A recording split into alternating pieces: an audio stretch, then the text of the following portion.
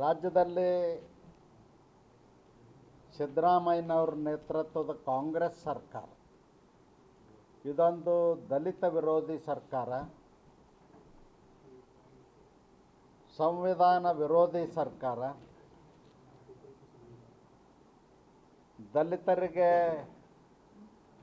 ಮೋಸ ಮಾಡಿ, ವಿಶ್ವಾಸದ್ರೋಹ ಮಾಡಿ, ಕಪಟ ನಾಟಕ ಮಾಡಿ ಆಡಳಿತ ಮಾಡ್ತಕ್ಕಂಥ ಸರ್ಕಾರ.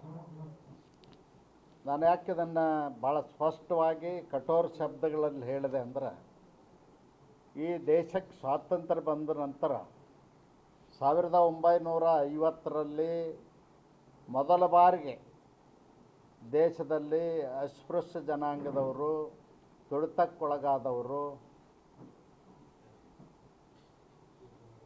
ಶೋಷಣೆಗೊಳಗಾದವ್ರಿಗೆ ಮೀಸಲಾತಿಯ ಮೂಲಕ ಅವ್ರನ್ನ ಮುಖ್ಯವಾಹಿನಿಗೆ ತರಬೇಕು ಅಂಥೇಳಿ ಅವತ್ತಿನ ಸರ್ಕಾರ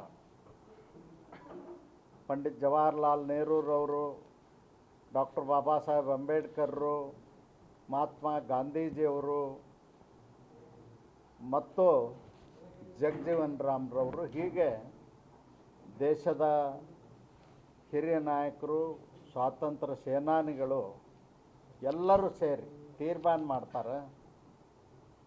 ಶೆಡ್ಯೂಲ್ಡ್ ಕಾಸ್ಟ್ನವ್ರಿಗೆ 15% ರಿಸರ್ವೇಷನ್ನು, ಶೆಡ್ಯೂಲ್ಡ್ ಟ್ರೈಬ್ನವ್ರಿಗೆ 3% ರಿಸರ್ವೇಷನ್ನು ಕೊಡಲಿಕ್ಕೆ ತೀರ್ಮಾನ ಮಾಡ್ತಾರೆ. ಆಗ ಶೆಡ್ಯೂಲ್ಡ್ ಕಾಸ್ಟ್ನಲ್ಲಿ 6 ಜಾತಿಗಳಿದ್ದು, ಶೆಡ್ಯೂಲ್ಡ್ ಟ್ರೈಬ್ನಲ್ಲಿ 6 ಜಾತಿಗಳು. ಇವತ್ತು ಶೆಡ್ಯೂಲ್ಡ್ ಕಾಸ್ಟ್ನಲ್ಲಿ 101 ಜಾತಿಗಳಾಗಿದ್ದಾವೆ, ಶೆಡ್ಯೂಲ್ಡ್ ಟ್ರೈಬ್ನಲ್ಲಿ 56 ಜಾತಿಗಳಾಗಿದ್ದಾವೆ. ಜನಸಂಖ್ಯೆಗೆ ಅನುಗುಣವಾಗಿ ಮೀಸಲಾತಿ ಸಿಗಬೇಕು ಅಂತ ಸುಮಾರು 20 ವರ್ಷಗಳ ಕಾಲ ನಿರಂತರವಾಗಿ SC ಮತ್ತು ST ಜನಾಂಗದವರು ಹೋರಾಟವನ್ನು ಮಾಡ್ಕೊಂಡು ಬಂದಿದ್ದರು. ಅದಾದ ನಂತರ 2019ರಲ್ಲಿ ರಾಜ್ಯದಲ್ಲಿ JDS ಮತ್ತು ಕಾಂಗ್ರೆಸ್ ಸಮ್ಮಿಶ್ರ ಸರ್ಕಾರ ಇದ್ದಾಗ ನ್ಯಾಯಮೂರ್ತಿ ನಾಗಮೋಹನ್ ದಾಸ್ ಅವ್ರಿಗೆ